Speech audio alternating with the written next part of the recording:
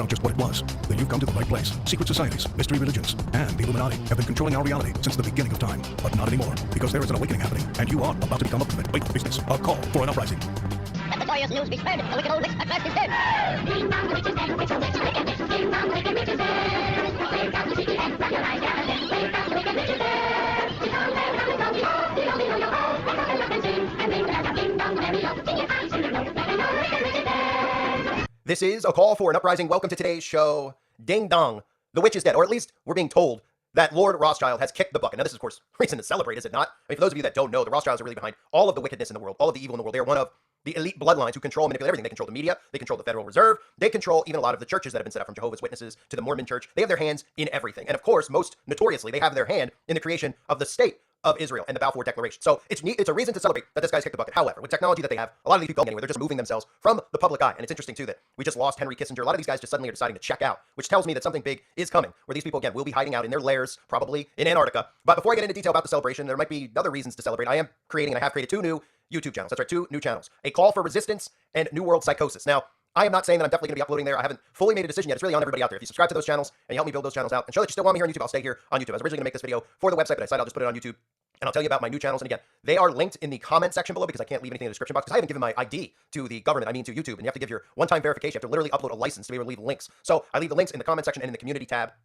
So again, we have about 35,000 subscribers on this channel. If we get to 15 to 20,000 subs on the other 2 channels, then I will consider coming back to YouTube. I know a lot of you want me here on YouTube, but you also understand my frustration with being here. So at the very least, at least subscribe to those channels. Show me you still want me here on YouTube, and I will come back to YouTube in the future once those channels potentially get built out. There's videos over there. Please watch the videos, build up the watch time for me, but most specifically and importantly, subscribe now to those channels. And again, if you don't want to click the links, you want to look them up, it is A Call for Resistance and New World Psychosis. Sub to them, be prepared. Maybe I'll be back over there in due time, but show me that you want me here first, and then go do that. And on top of that, I do have the podcast over on Podbean and Spotify. Make sure you subscribe to that now in the event that this channel is gone. That's where you'll be able to find me. I'm doing weekly podcasts as of now, but that could turn into something more. I could do daily podcasts, especially when there's breaking news stories about events that aren't real. I likely cover that over on the podcast because we obviously know how quickly they censor actual news being covered and broken down as fake here on YouTube. So that is also linked below. You can look up A Call for an Uprising on Podbean or Spotify. So here's the story. Lord Rothschild has supposedly kicked the bucket. Now, Lord Rothschild has his hand, like I said, in everything. The Rothschilds are, if not the most important bloodline of the New World Order. They're at the very top, like Rockefellers, there's bloodlines, the Kennedy bloodline, 13 supposed bloodlines, but who's keeping track at this point? Because a lot of these guys change their names over time, etc. But Lord Rothschild, you've all seen him before. He's the guy that literally most people believe Mr. Burns on The Simpsons was created after. He's the guy that looks like every time we see him that he crawled out of a coffin. Well, now supposedly he's in one. But we can't really believe that because we know they have the technology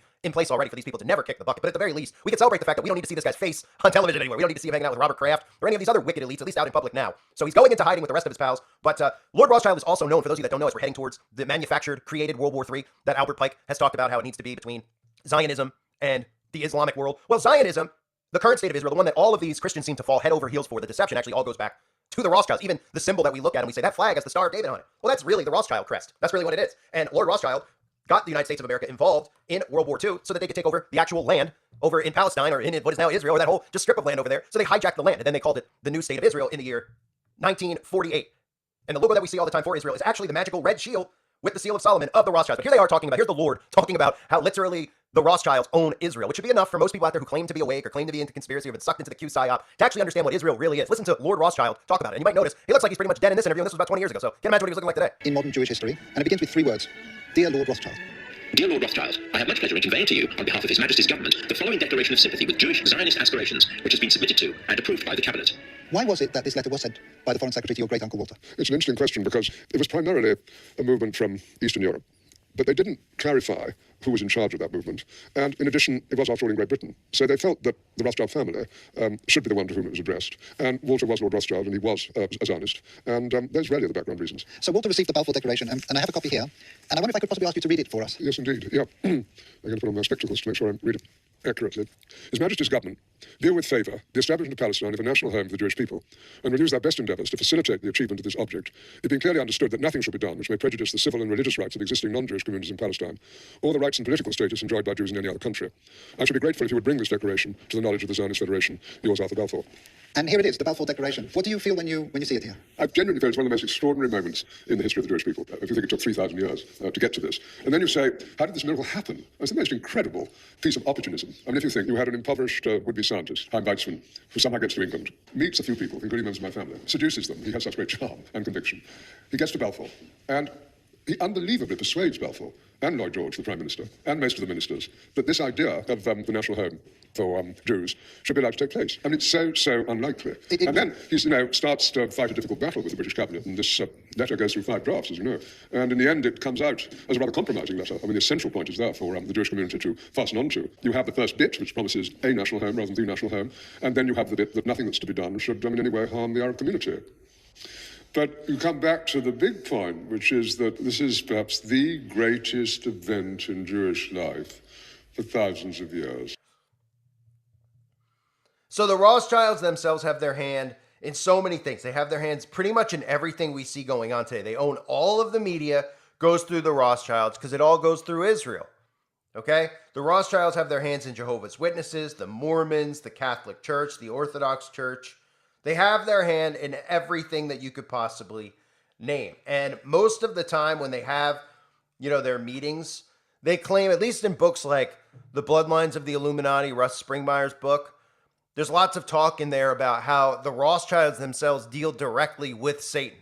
That there's these 13 bloodlines and they make all sorts of human sacrifice. And when they do, they deal directly with Satan. Now, most people would hear that and they'd say, oh, yeah, they deal directly with Satan. But make no mistake about it. The Rothschilds are the Ashkenazi Jews. I mean, they really are the bloodline of them. And on top of all the other things with the Rothschilds, the ceremonies and stuff that they do, during, the ceremonies and the rituals, the Freemason rituals, the candidates are presented for approval at the Sisters of Light and the Mothers of Darkness levels. The bloodline of the Rothschilds is actually called the Rothschild bloodline. And human sacrifices are done and committed for these initiates to the Rothschild bloodline when they go and they perform these rituals. So when outside families or outside people are getting moved up their positions up the ladder, it's always revolving around human sacrifice. And the Rothschilds are always the ones who the sacrifices are made to.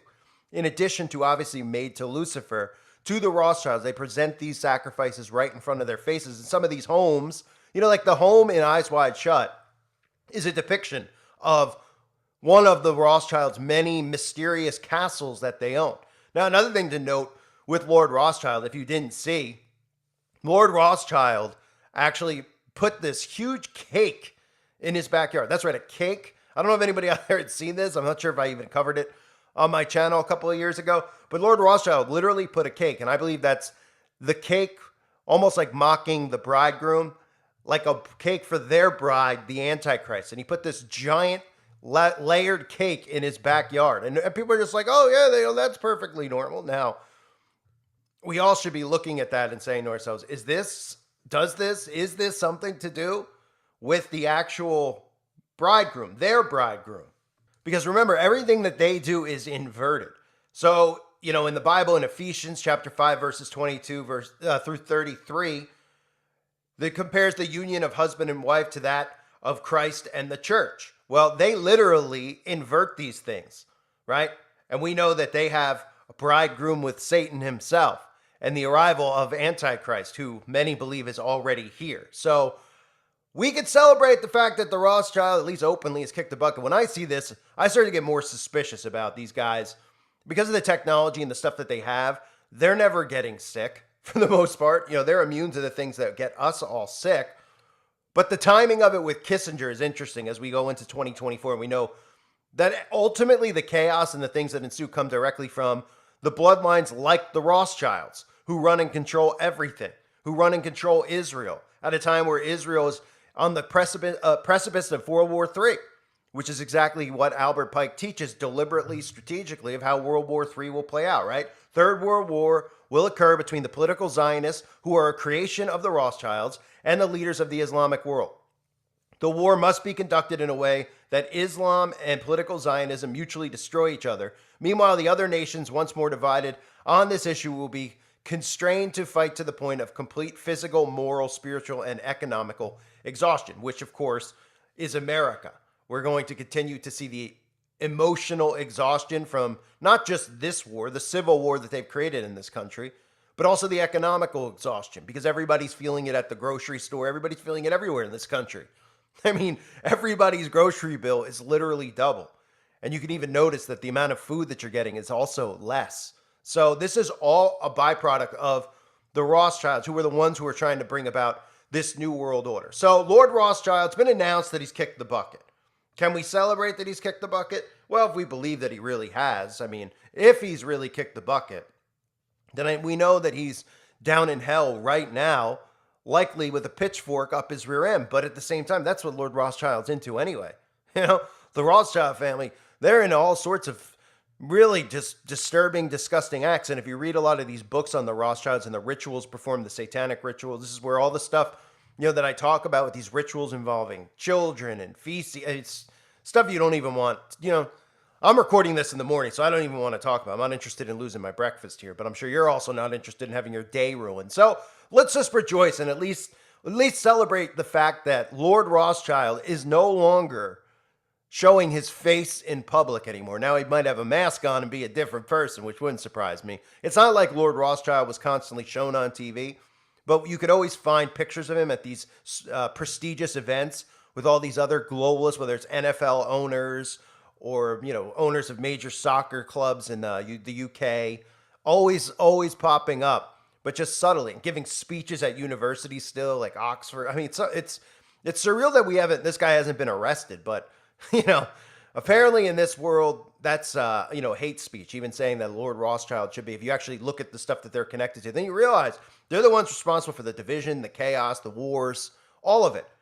And we still, allow these people to be in control because they've weakened us so much as a society that even speaking bad of them is considered hateful and a crime, because that's a byproduct of the Rothschild. So the good news is that we're not going to have to see his decrepit face anymore. And the other good news is that I do have 2 new YouTube channels, A Call for Resistance and New World Psychosis. If you didn't subscribe earlier, take the time to do it now. I'm not leaving this video up for very long. And again, encourage people to subscribe to it. If you're somebody who doesn't subscribe when I tell you I have new channels, just please do me that favor. If you like my content, subscribe to it. Because if those channels get built out and we get about 15 to 20,000 people over on those 2 channels, I'll start uploading my daily content again on YouTube as well as over on the website. So if this is what people want, I've seen a lot of people complaining that I haven't come back yet. Well, do me the favor and subscribe to those channels now. I thank everybody for being here. Rest in peace on earth, at least, Lord Rothschild, but I'm sure your work is not done yet, especially with whatever plans that are coming in 2024. We know the Rothschilds have their hand in it. I thank you guys for being here again. Hope you're all well. God bless you and your families, as always.